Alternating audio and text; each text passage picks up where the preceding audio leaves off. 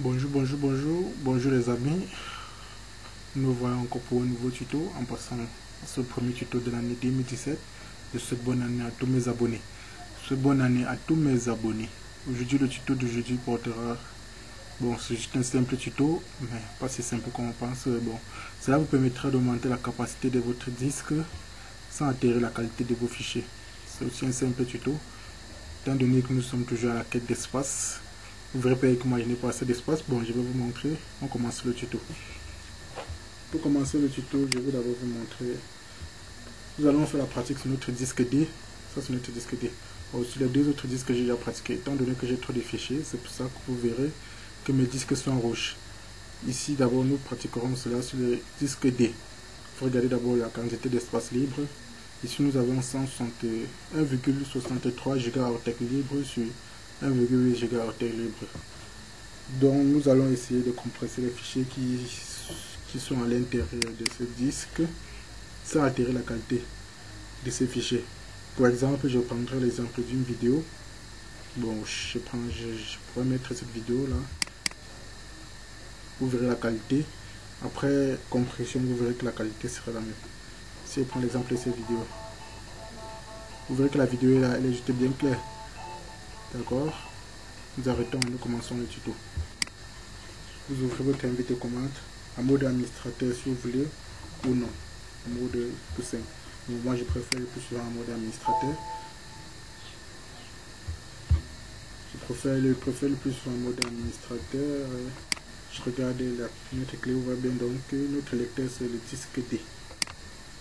Quand on place que sur le disque D, vous connaissez toutes ces commandes pour se positionner sur un disque. Se positionner sur le disque D. La commande que nous allons utiliser elle est juste simple. La commande est compact / avec les options /i /c /s et /f. Regardez d'abord encore la capacité de notre disque puisque tout à l'heure vous verrez qu'elle aura diminué. Nous sommes à combien? 1,63. Si je tape entrée là, entrée. L'algorithme est lancé. Vous voyez là? Si je réactualise le disque, la quantité qui a diminué, elle n'est pas si prévisible. Comme nous pouvons le voir, nous devons l'appliquer.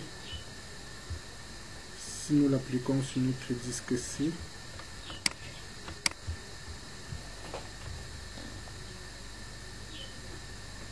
ils ont dit quoi? 0 fichier parmi 64 répétants ont été compressés. Un total de 0 hauteur de données sont stockés dans le disque. Un taux de compression est de. Pour l'instant, les fichiers étant aussi peu lourds, on n'a pas eu le temps pour pouvoir tous les compresser. Je vais me positionner dans mon disque C. C'est ça, disque C. Je fais disque C, déploie. Je place, je peux vous placer là où vous voulez. Je préfère spécifier un répertoire sur lequel je voudrais me placer. CD user. Je me place dans le répertoire user, étant donné que le répertoire user c'est tout comme le répertoire personnel de l'utilisateur Windows. Je lance dans ma commande compact /i /c /s /f. La compression est lancée. J'espère que vous avez regardé aussi la quantité au début, elle était à 4,16. La compression étant lancée, nous attendons juste qu'elle puisse s'achever.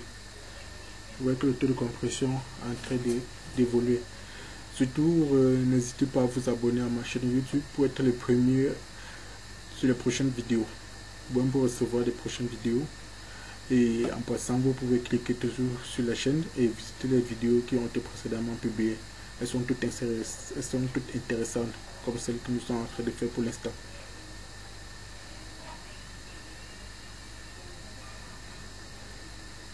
Vous voyez là, quand ça arrive sur un répertoire qui a beaucoup de fichiers, vous voyez que le taux de compression est un peu élevé. Avant que ça ne compresse, je vais donc expliquer les différentes options de notre commande. Donc je vais encore ouvrir une nouvelle de commande et je vais vous expliquer.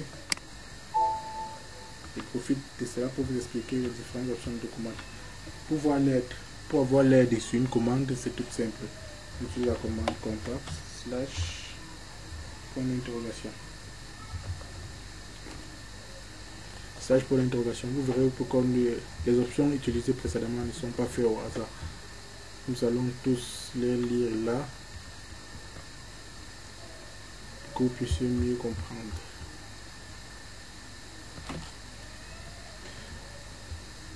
Nous avons utilisé l'option I. Vous voyez que l'option I ici permet de faire quoi? Continuer d'effectuer l'opération spécifiée même après que des erreurs se soient produites. Vous voyez quoi? Que la compression continue même si on rencontre des erreurs lorsqu'on utilise notre commande.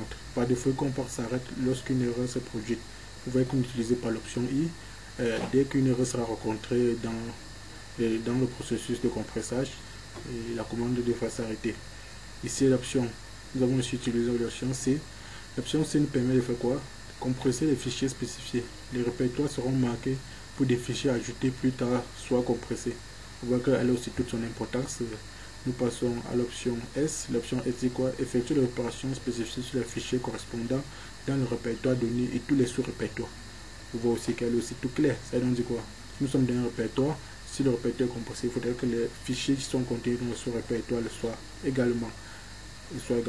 Et nous avons aussi utilisé l'option F. L'option F nous permet de faire quoi? Elle permet de forcer l'opération de compression sur tous les fichiers spécifiés, même sur ceux qui ont déjà été compressés. Vous voyez quoi? Ça veut dire que lorsque j'utilise mon option F, même si j'avais précédemment utilisé l'opération de compressage sur mon répertoire, en y repassant, vous voyez un peu là, il y a les endroits là où nous avons les accès refusés sur un fichier comme ça. Même si l'opération a été effectuée précédemment, si un fichier a été compressé précédemment, il pourra être encore recompressé. Et nous avons l'option Q, ne reporte que sur les informations essentielles. Bon. Vous verrez aussi que vous pouvez utiliser même la même commande pour décompresser si vous utilisez soit l'option V. L'option V vous permettra de décompresser les fichiers spécifiés. Les répertoires seront marqués pour des fichiers ajoutés au plus tard ne soient pas compressés. Ceci était un peu un bref sujet de notre tutoriel pour ce jour et pour ce mois de janvier 2017. J'ajouterai encore à mes abonnés en les disant tous bonne année et mes meilleurs vœux pour l'année 2017. Surtout, n'hésitez pas à vous abonner à ma chaîne YouTube. Après, vous verrez le résultat là. Après avoir compressé, vous voyez là que ça évolue au fur et à mesure. Nous sommes en K,6. Vous voyez que nous sommes maintenant en K,11. Après que l'opération sera épuisée, vous voyez là, vous pouvez voir là. Après que vous voyez que la taille a augmenté, l'opération étant toujours en cours.